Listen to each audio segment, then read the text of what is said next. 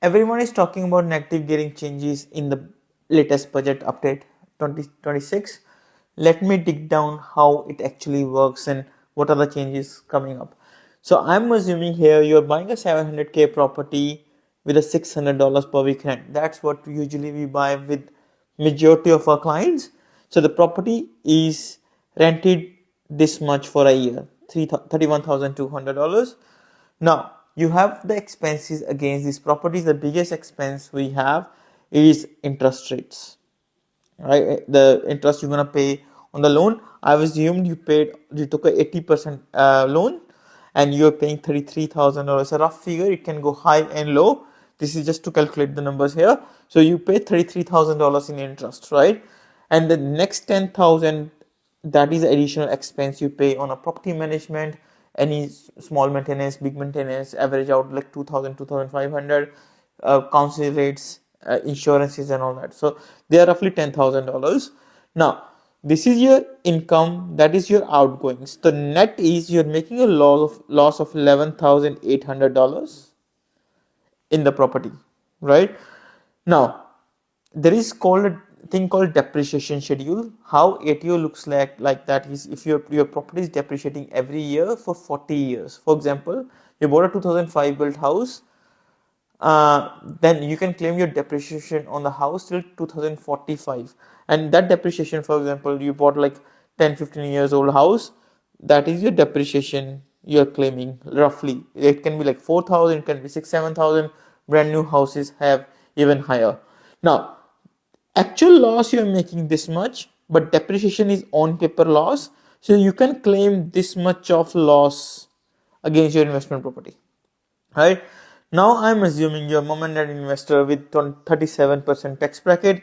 In current rules, if you owning a property before yesterday's budget update, you can offset these losses against your income. What does that mean is, for example, you're making 100k and you're the only owner, you deduct this 16k losses, you're gonna pay income tax on $84,000 only, right? If you're the joint owner, that 16,000 split 8,000 each of you, right? In a husband and wife, right? So I'm assuming you are a 37% tax bracket.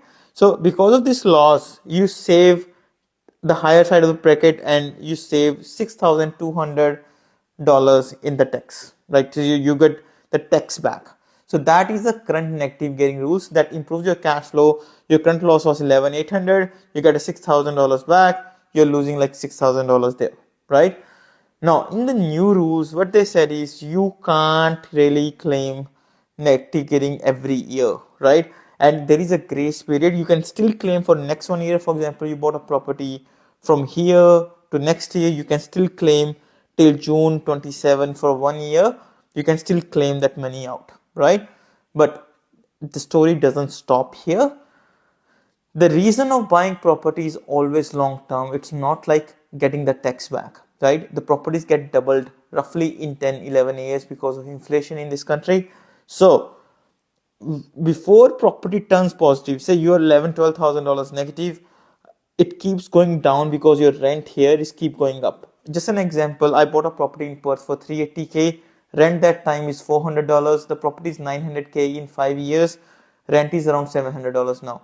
That property is already positive cash flow in 5 years. So eventually this 11,000 keep going down, eventually becomes a positive cash flow property. Let's say in 5-6 years, you're gonna lose $50,000-60,000 in a cash flow, right? But that property you're buying it at 700k is going to be like 1.4-1.3 mil in 10 years time, right? So your negative cash flow becomes positive in 5 years. So you're literally not losing much in here. The main game is in a property investing is a capital gains. Also, majority of the investors, including myself, I'm holding 9 properties at the moment. I have only 1 property under my personal name where I'm claiming this negative gearing. Rest of all properties are either SMSF and a trust, right? In a trust, basically it's the same phenomena. You offset your losses against the offset whatever your losses you're making. It's not like it's all gone. You can't really get any benefit of negative gearing. It's just offset. When you sell this property, say in 10 years time, right, you will see how much losses you have made in there, and then you can offset again your capital gain tax, right? That's the similar way how we do in a trust structures. That's my most of properties are negative geared in the beginning, and it's literally same scenario what we have in a personal name, right?